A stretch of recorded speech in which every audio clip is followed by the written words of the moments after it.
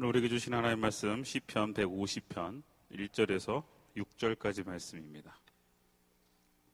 시편 150편 1절에서 6절까지 우리 그 자리에 일어서서 오늘 우리에게 주신 하나님의 말씀 앞에 거룩하게 경건하게 서도록 하겠습니다. 저 여러분들이 한 절씩 우리 교독하겠습니다. 할렐루야. 그의 성소에서 하나님을 찬양하며 그의 권능의 궁창에서 그를 찬양할지어다.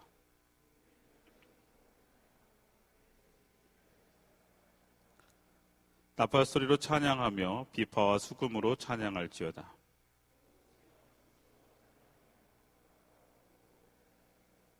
큰 소리 나는 재금으로 찬양하며 높은 소리 나는 재금으로 찬양할지어다. 호흡 있는 자마다 여호와를 찬양할지어다. 할렐루야. 아멘. 오늘 우리에게 주신 하나님의 말씀입니다. 자리에 앉겠습니다.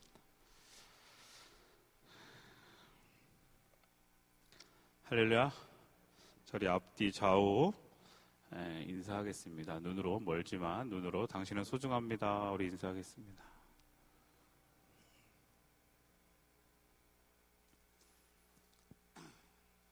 저희 신앙의 매뉴얼 이제 5번째 챕터의 2번째 시간입니다. 찬양에 대해서 우리 지난 시간부터 우리가 말씀을 나누고 있습니다. 내가 주님을 찬양합니다 라는 말씀으로 우리가 지난주에 우리가 찬양을 하려면 찬양한다는 것은 하나님을 인정하는 것이다. 그렇죠? 그 하나님은 어떤 분이시다라는 것들을 우리가 이야기 나눴고, 오늘은 찬양할지어다.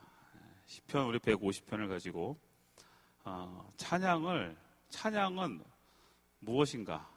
그리고 찬양은 어떻게 해야 되는가? 그리고 찬양은 누가 해야 되는가? 그리고 찬양은 왜 해야 되는가에 대한 찬양에 대한 전반적인 부분을 다시 한번 우리가 이해해 보려고 합니다. 그리고 그 안에서 찬양하고 있는 나는, 찬양하고 있다고 생각하고 있는 나는 올바른 찬양을 하고 있는지, 그 찬양의 삶이 우리의 삶에 나타나고 있는지를 좀 돌아보는 시간이 되기를 소망합니다. 먼저 여러분 찬양 좋아하세요? 그래도 찬양하면서 보면 찬양을 좋아하는 친구들이 있고 또 찬양을 좀 부담스러워하는 분들이 있어요. 찬양을 좋아하는 분들은 대부분 또 두 가지로 나뉘어집니다. 찬양을 듣는 걸 좋아하는 지체들이 있고 또 찬양을 부르는 걸 좋아하는 지체들이 있습니다. 근데 보통 이제 찬양을 부르는 걸 좋아하는 친구들은 잘 부르니까, 그리고 찬양을 듣는 걸 좋아하는 친구들은 잘 못 부르니까 이렇게 이야기하기도 하고, 찬양을 부르는 거에 대해서 부담을 느끼는 지체들도 많이 있어요. 특히 저 같은 경우는 이제 저는 제가 뭘 이렇게 하면 이렇게 전문적으로 막 이렇게 하긴 하여튼 대충 하는 스타일이 좀 있어서 찬양을 부를 때도 저는 찬양의 악보를 제대로 보고 부르지 않아요. 아는 이제 대부분 다 알죠.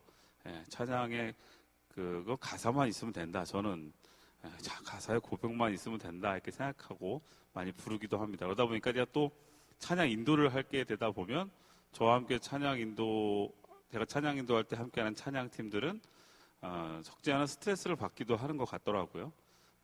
싱어들도 저를 따라오려면 엉뚱한 박자로 나갈 때 그 박자를 따라오는 것도 힘들어하고, 또 반주를 하는 지체들도 악보대로 부르지 않고 은혜대로 부르니까 그 찬양에 대해서 부담을 느껴하는 지체들도 있어요. 그럴 때마다 제가 늘 이야기합니다. 찬양은 모르겠어요. 저는 이거 제 신조이기도 하고 제 고백이기도 합니다. 찬양은 못 불러도 된다.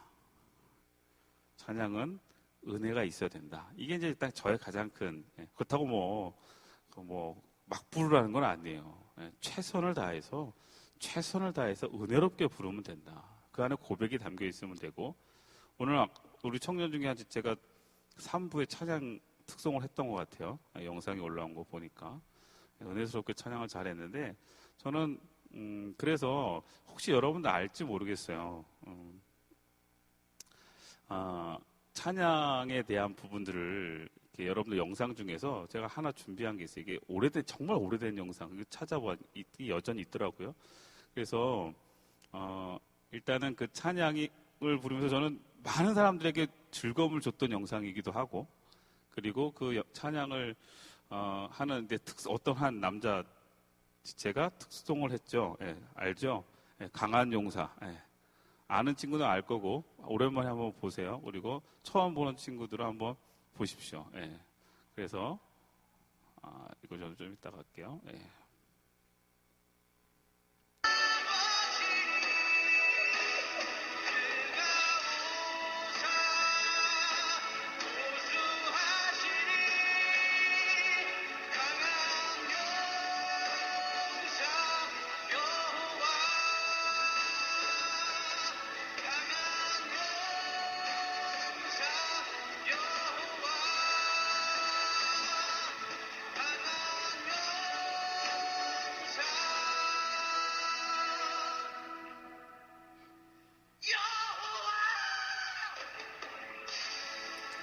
자, 이 영상 여러분 다 기억나죠? 한동안 정말 엄청난 이 검색을 했던 일명 강한 용사 삑사리 영상, 그죠?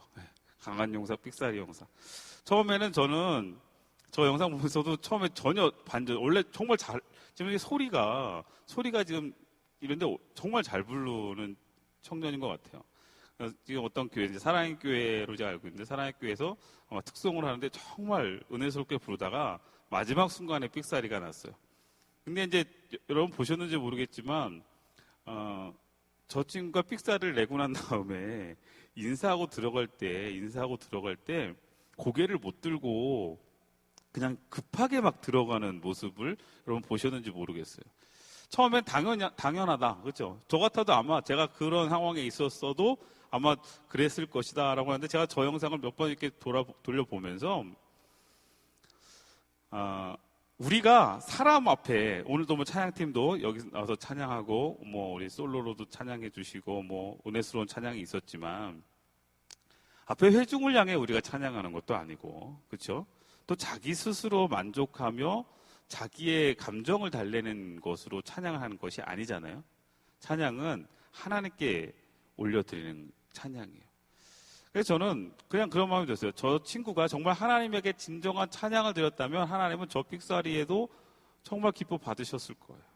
부끄러운 찬양이 아니라는 거예요. 제가 이 영상을 여러분들과 약간 보여드린 이유는 저 이 모습을 보면서 웃으라고, 약간 좀 웃어보라고 한 거예요. 근데 마스크를 써서 웃었는지 안 웃었는지 모르겠고, 반응이 전혀 모르겠는데, 일단은 중요한 건 저 영상을 바라보고 있는 우리들은 웃을 수 있지만, 그죠? 그리고 저 영상을, 노래를, 찬양을 불렀던 그 청년은 부끄러울 수 있었겠지만, 우리가 보지 못하고 우리가 알지 못하는 하나님의 마음과 시선은 저 찬양을 어떻게 받으셨을까? 우리는 삑사리 났다고 저것을 이야기할 수 있지만, 하나님은 저 찬양을 삑사리 난 찬양으로 받으실 것이냐, 아니면 그 찬양을 온전하게 기쁘게 받으셨을 거냐, 이건 하나님 앞에 놓여져 있는 거예요. 자, 찬양이란, 그래서 우리가 그 어떤 나 자신을 위한 것도 아니고 누군가에게 보여주기 위한 것도 아닌, 오직 하나님을 높이기 위한, 하나님을 위한 우리의 고백이 찬양이라는 것이 이제 우리가 지난 시간부터 이번 시간 계속 이어서 할 내용인데요. 자, 여러분, 그럼 나는 정말 찬양하고 있는가? 어떤 찬양을 드리고 있는가? 그런데 제가 오늘 본문을 좀 먼저 우리 함께 보면서, 자, 오늘 본문에 보면, 이 본문은요 시편 150편인데 시편 150편에 보면 할렐루야로 시작해서 할렐루야로 끝납니다. 그렇죠? 할렐루야로 시작해서 할렐루야로 끝나요. 좀 이따 할렐루야에 대한 얘기 좀 다시 한 번 더 하고요.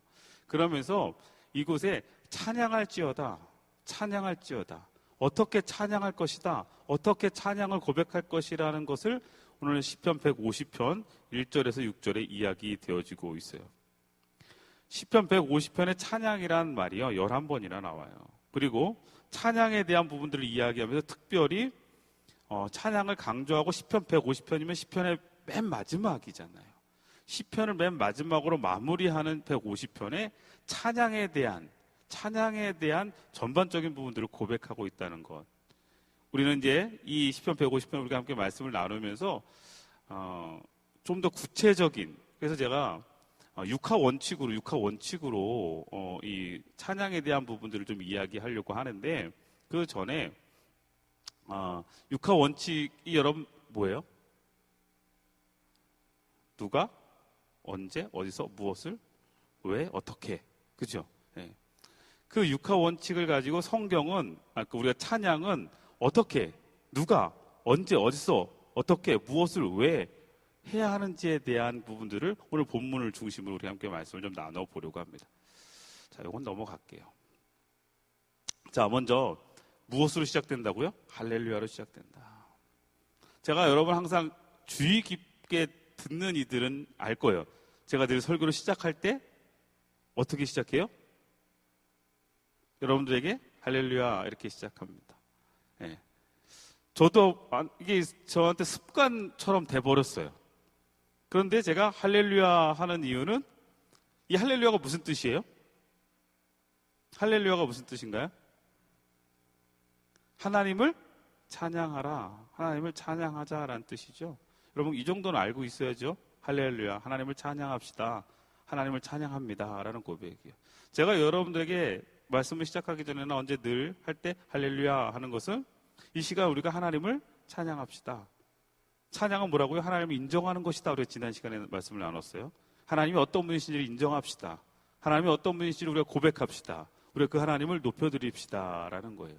그러니까 오늘 이 시간도 이 예배의 자리 앞에 우리는 할렐루야의 고백이 있어야 됩니다.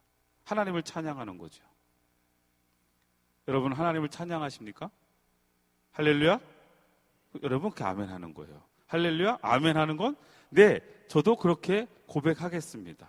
그러니까 우리가 이 할렐루야, 아멘 이거를 그냥 정말 너무 습관적으로 그냥 우리가 그렇게 그냥 생각 없이 하는 것이 아니라, 하나님을 찬양합시다. 네, 그렇게 하겠습니다. 이렇게 고백이 되어줘야 되겠죠. 다시 한번 할렐루야, 할렐루야. 네, 그래요. 자, 오늘 시편 150편에도 그렇게 할렐루야, 하나님을 찬양하라 하면서, 하나님을 찬양합시다 하면서 이제 어떻게 하나님을 찬양하는 것이 옳은 것인가에 대한 이야기를 오늘 본문에서 쭉 이야기해 주고 있어요. 처음 그럼 보면 육하원칙의 처음이 뭐예요? 누가 찬양해야 할까요? 찬양할지어다. 누가요? 자, 오늘 시편 본문의 6절을 우리 다 함께 시작.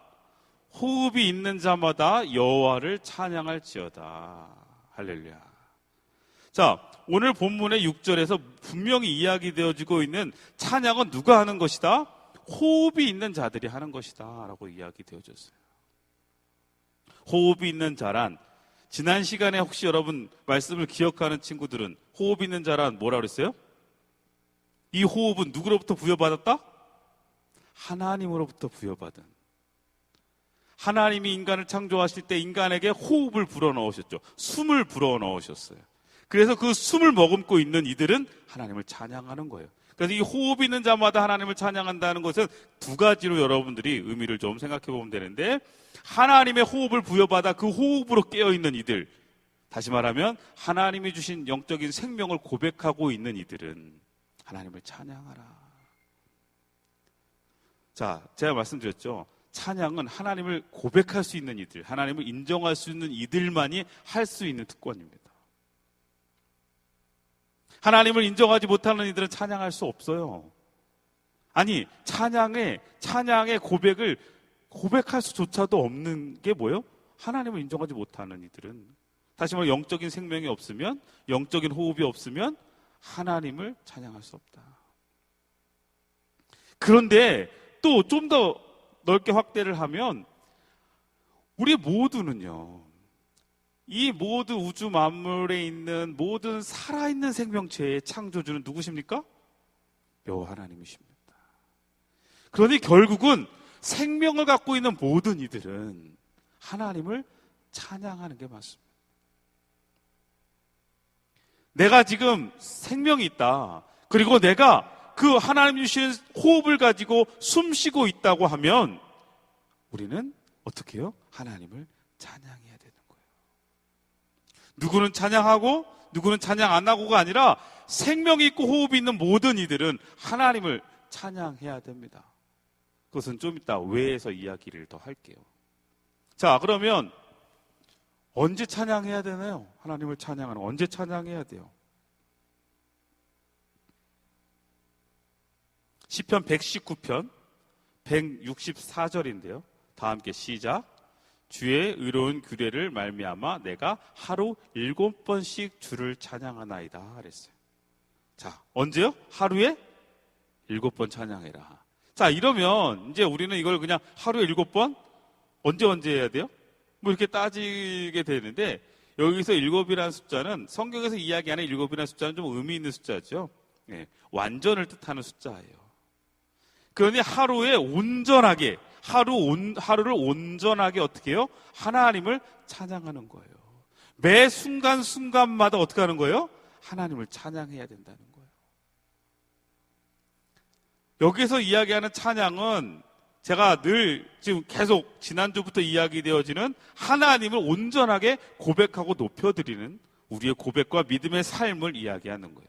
그러니 찬양을 그냥 매 시간 하루 7번씩 오늘은 무슨 이 찬양 7곡을 부르라는 것이 아니라 매 순간순간마다 살아 역사하시는 하나님, 나에게 호흡을 허락하신 하나님, 나에게 생명을 허락하신 그 하나님을 어떻게 하자? 찬양해라.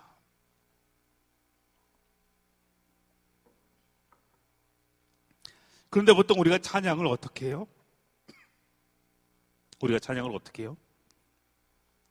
내 감정에 아니면 어떠한 상황에 맞춰서만 찬양을 한단 말이에요. 찬양에는 감사가 있어야 되고, 찬양에는 기쁨이 있어야 되고, 찬양에는 즐거움이 있어야 돼요.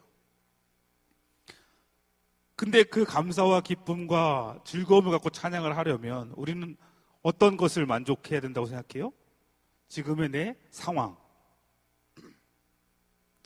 지금의 나의 놓여진 상황이나 어떠한 내 현실이 찬양할 만한 현실과 상황일 때 우리는 찬양해야 된다고 생각하고 또 그렇게 찬양해요. 그런데 여러분, 성경에는 모든 순간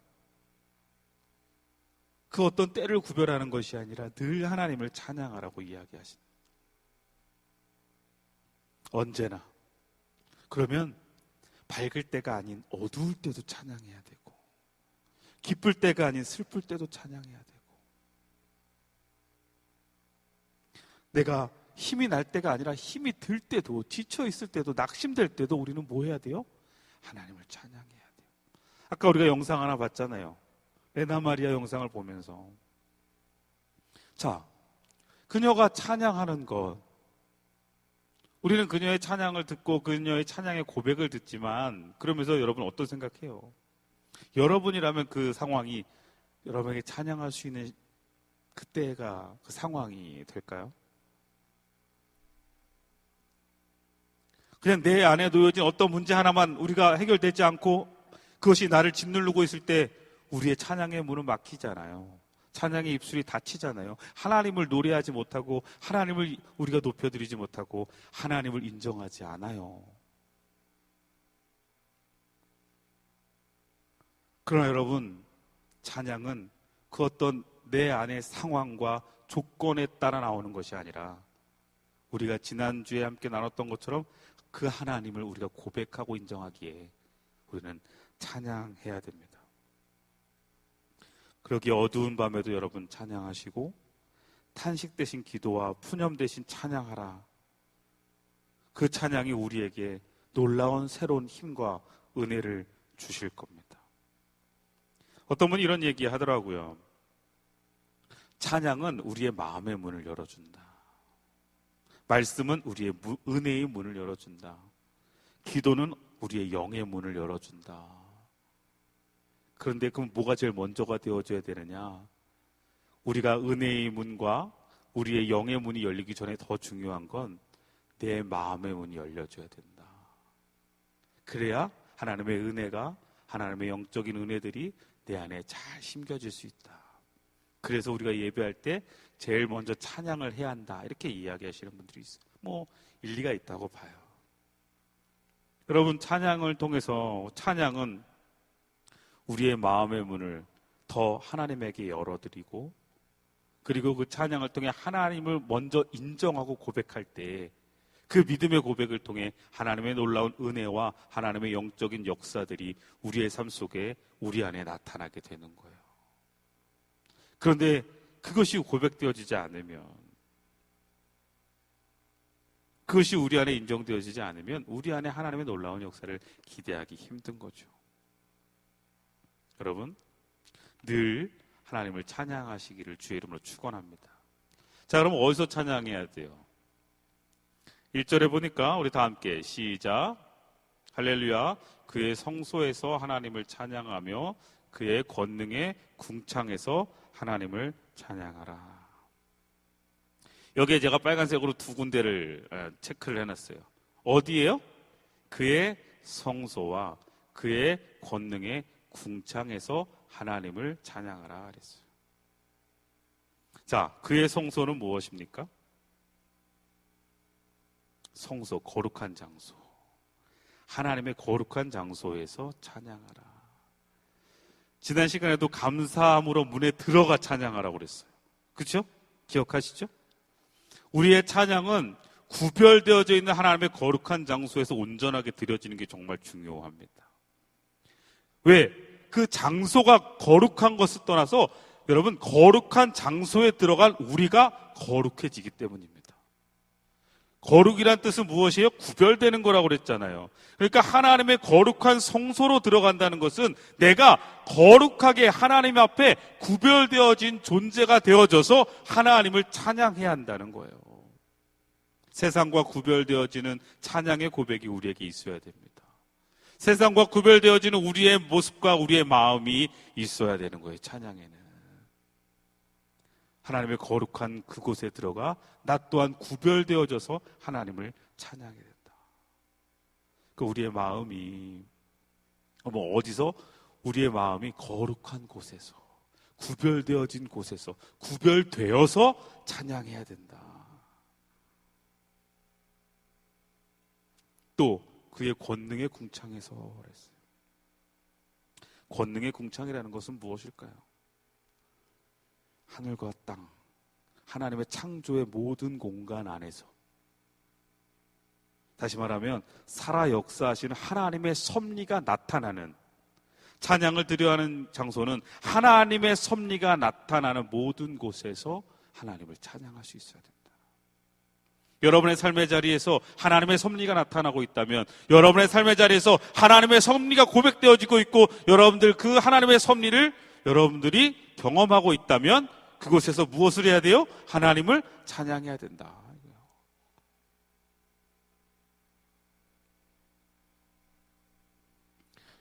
이 우주 만물 속에 하나님의 섭리가 미치지 않는 곳은 단 한 군데도 없어요.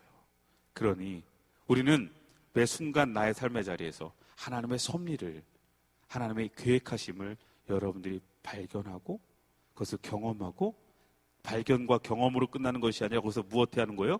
하나님을 인정하며 찬양하고 하나님을 높여드려야 된다. 한 주간의 삶 속에 여러분, 하나님 여러분의 삶에서 어떻게 역사하셨을까요? 한 주간 여러분의 삶을 한번 돌아보세요. 지난 주부터 해서 월, 화, 수, 목, 금, 토, 오늘까지 여러분에게 주어진 일주일의 삶 속에 하나님이 여러분의 삶 속에 섭리하신 일들을 여러분 한번 고백해 보세요. 여러분 만약에 그것이 고백됐다면 하나님을 찬양하셨어요? 하나님을 찬양하셨어야죠. 근데 어떤 이들은 이번 한 주는 하나님이 내 안에서, 내 삶 속에서 역사하시지 않은 것 같아요, 섭리하시지 않은 것 같아요 라고 혹시나 행여나 고백하고 있는 이들이 있다면 그것은 하나님이 주시는 영적인 생명으로 세상을 바라보지 못하고 내 삶을 바라보지 못하는, 여기 있는 누구 한 명도 하나님의 섭리와 계획 앞에 놓여있지 않은 이가 없는데, 그러면 여러분 우리는 모든 삶의 순간순간마다 작은 것에 감사하며 그 하나님께 찬양해야 됩니다. 그럼 무엇을 찬양합니까? 우리 2절 다 함께 시작. 그의 능하신 행동을 찬양하며 그의 지극하신 위대하심을 따라 찬양할지어다. 자, 여기에 무엇을 찬양한다고요? 그의 능하신 행동을 찬양하라.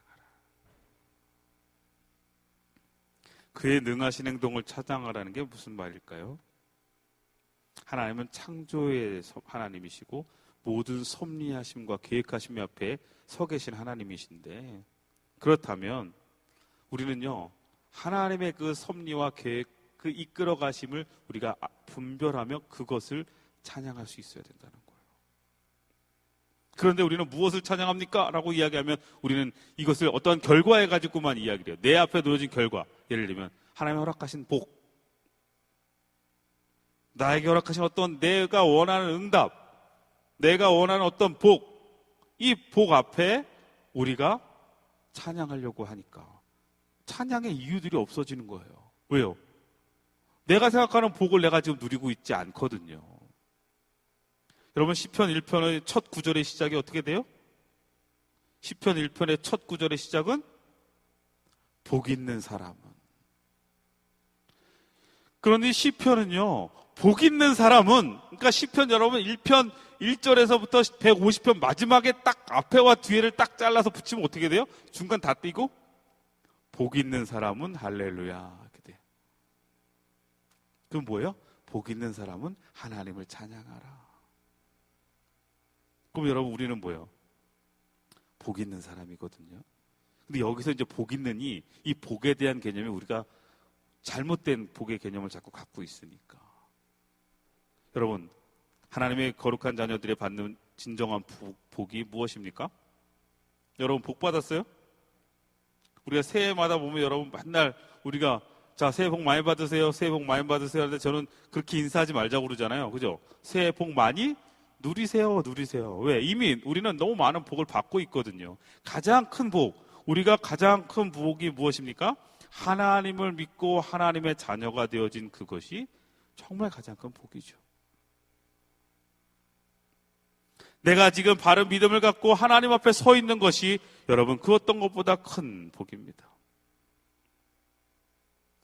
믿음을 갖고 있는 것이 복이고, 그 믿음을 누릴 수 있는 것이 복이고, 그리고 하나님이 나를, 아까 레나 마리아에서도 그 레나 마리아가 고백하는 것처럼 하나님이 너를 언제나, 하나님이 나를 언제나 사랑하고 계시다라는 그 사랑 앞에 놓여 있는 것이 복입니다.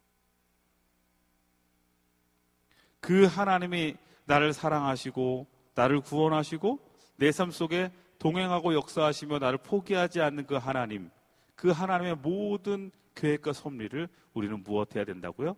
찬양해야 된다.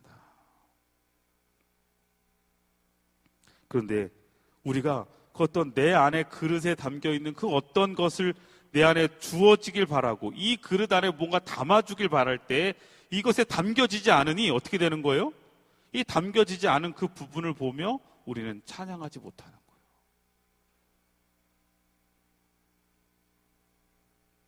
우리는 지금 내 이 작은 그릇에 담겨있지 않은 것을 보는 것이 아니라 이 전체 내 삶 속에 역사하고 계시는 하나님의 섭리와 계획을 바라보며 그의 능하신 행동을 고백하며 찬양해야 한다는 거예요.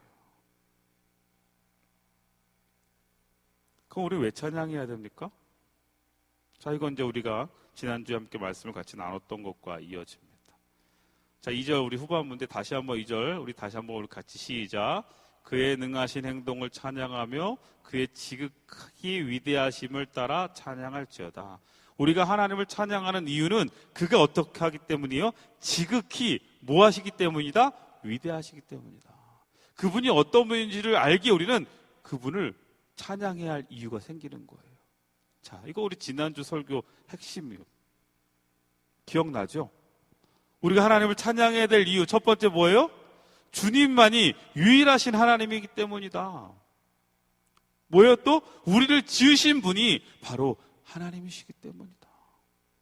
그리고 그분은 어떤 분이에요? 언제나 변함없이 우리에게 선하시고 인자하시고 성실하신, 지난주에 했죠. 우리 토브와 헤세드와 에무나 하나님이시기 때문에 그 하나님을 우리가 인정하고 고백하기 때문에 우리는 뭐 해야 된다? 하나님을 찬양해야 된다.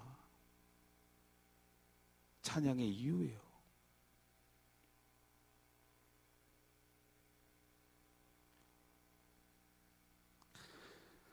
그분으로 인하여 우리는 하나님을 찬양하는 거예요. 그 어떤 때문에가 아니라 여러분 이유를 어떤 나에게 어떤 내 목적에 달성되어지는 어떤 이유 때문이 아니라 하나님의 존재 자체가 우리에게 찬양받으실 이유이고 우리가 그 하나님의 존재를 발견한 순간 그것이 우리에게 발견되어지고 고백되어지는 순간 우리는 찬양하는 거예요.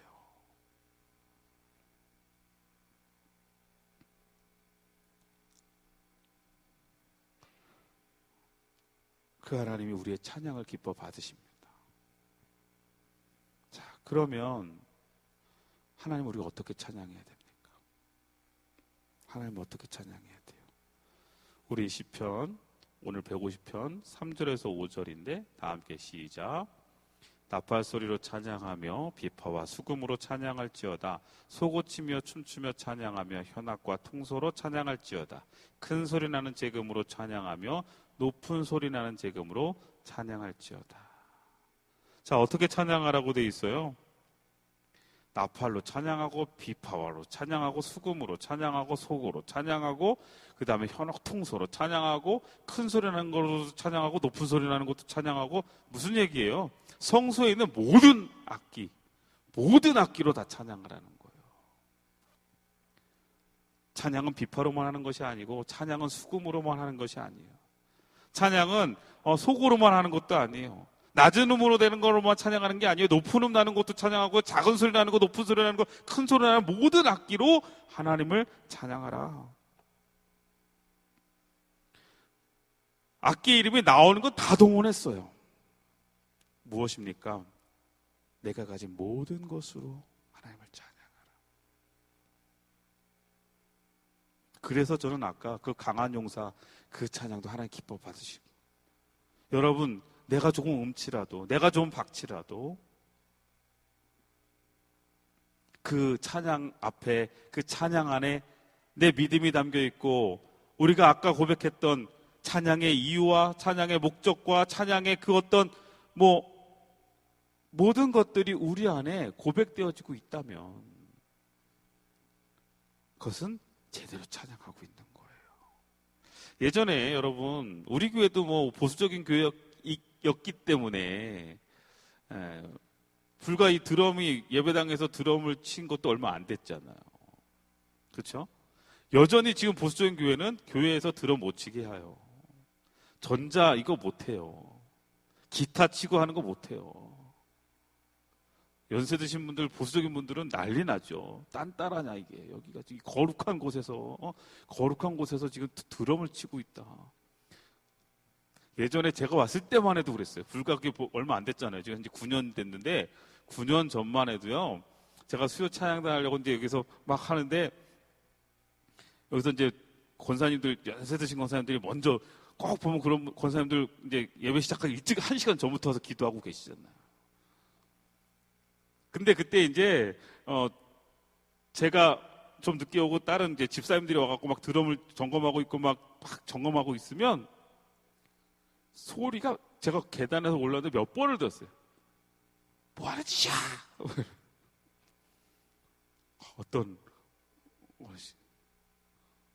왜냐면 지금 예배당에서 이 드럼 치는 거에 대해서 거부감을 느끼시는 거예요. 근데 그게 잘못됐다는 게 아니에요.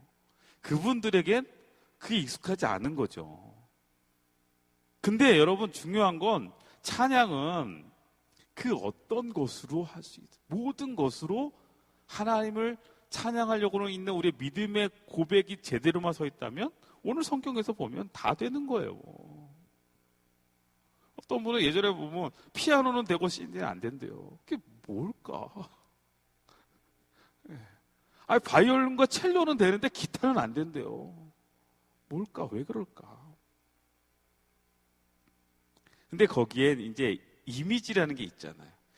각자 가지고 있는 이미지들이 있었기 때문에 그건 각자의 개별의 차이겠지만 하나님 앞에는 그것이 기타든 드럼이든 피아노든 첼로든 그게 중요한 게 아니라 뭐예요?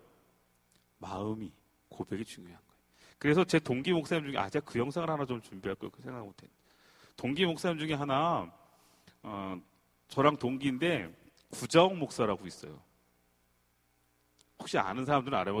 트로트 목사 알아요? 저랑 학교 같이 다니고 저랑 학번이 같아요. 그래갖고 맨날 근데 그 친구가 학교 다닐 때도 좀 특이했던 친구예요. 학교 다닐 때도 특이했던 친구인데 어느 날 보니까 TV에 나오는 거예요. TV에. 그때 뭐 트롯 뭐 이렇게 해갖고 나오더라고요. 네. 지난번에 한번 교회 왔었어요. 왔어갖고 한번 만난 적도 있는데 처음에는 트로트를 찬양을 트로트로 한다. 그거 엄청 거부감 느끼는 거였어요. 그 친구는 학교 다닐 때 뭐 했냐면 그 목사님은 학교 다닐 때 뭐 했냐면 항상 개사해갖고 그 유행 가요 있잖아요. 대중가요를 개사해서 찬양으로 많이 바꿔서 불렀었거든요. 근데 어느 날부터 트롯을 부르고 트롯을 찬양의 곡조에 트롯을 이렇게 해가지고 뭐 요즘 보면 아주 뭐 근데 가사들이 엄청 은혜스럽더라고요. 근데 어떻게 우리 교회 왔었냐면 지난번에 늘푸른 대학 할 때 초청을 했어요. 그래서 이제 어르신들 이렇게 할 때 나와서 트롯으로 찬양을 하는데 제가 그 친구가 저한테 예전에 보내준 첫 CD가 나왔을 때 보내준 CD가 한 장이 있었어요. 영월에서 목회할 때. 그 CD를요, 제가 언제 틀었냐면, 크리스마스 때요. 성탄절 때, 제가 영월에 성탄절 때, 마을에 있는 모든 어르신들을 초대해서 식사 마을 잔치를 했어요. 근데 첫 해 때는 그냥 이렇게 식사하실 때 음악을 틀어놓으면, 이렇게 찬양을 좀 틀어놓으면 좋겠다 해서 제가 이렇게 조용한 찬양을 틀어놨는데, 어르신들이 반응이 별로 안 좋아요. 근데 그 다음에 제가 그 CD를 받고 난 다음에 그 CD를 틀었어요. 식사할 때.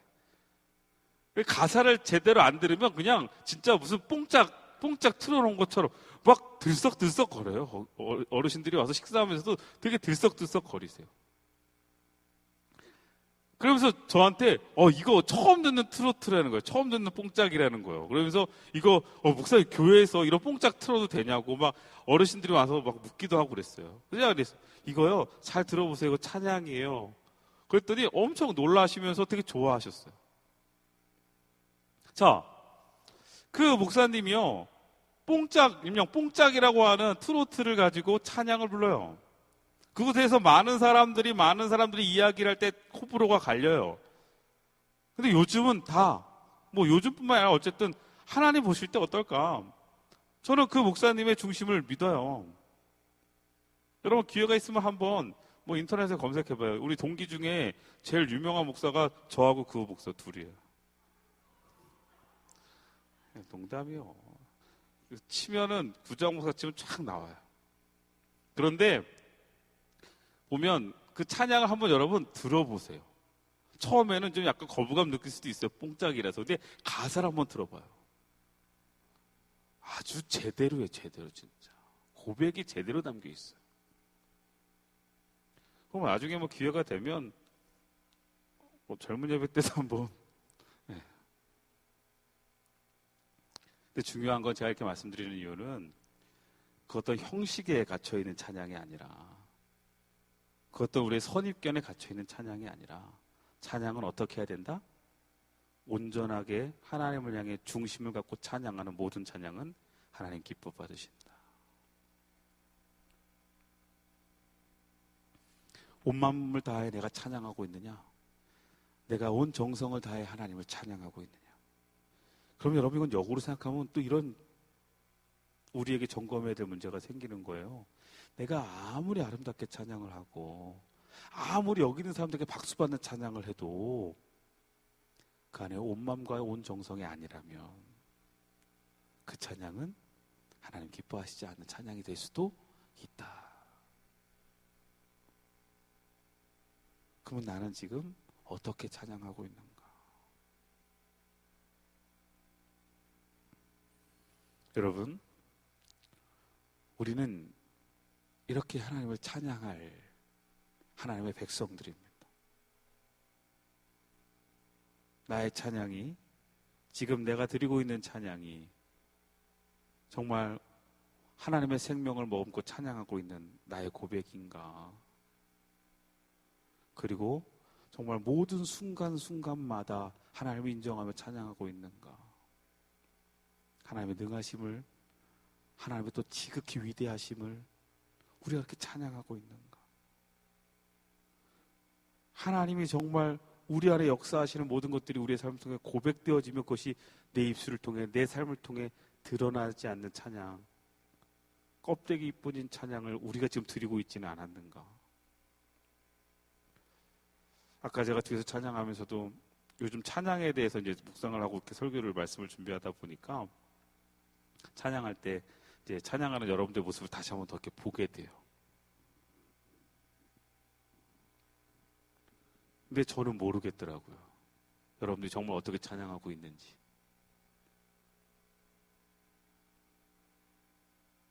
근데 그건 뭐 내가 누구를 보고는 건 중요하지 않겠지만 여러분, 우리가 내가 지금 어떻게 찬양하고 있는지를 하나님은 알고 계실 거라고 생각해요. 그리고 나 스스로는 알고 있을 거라고 생각해요.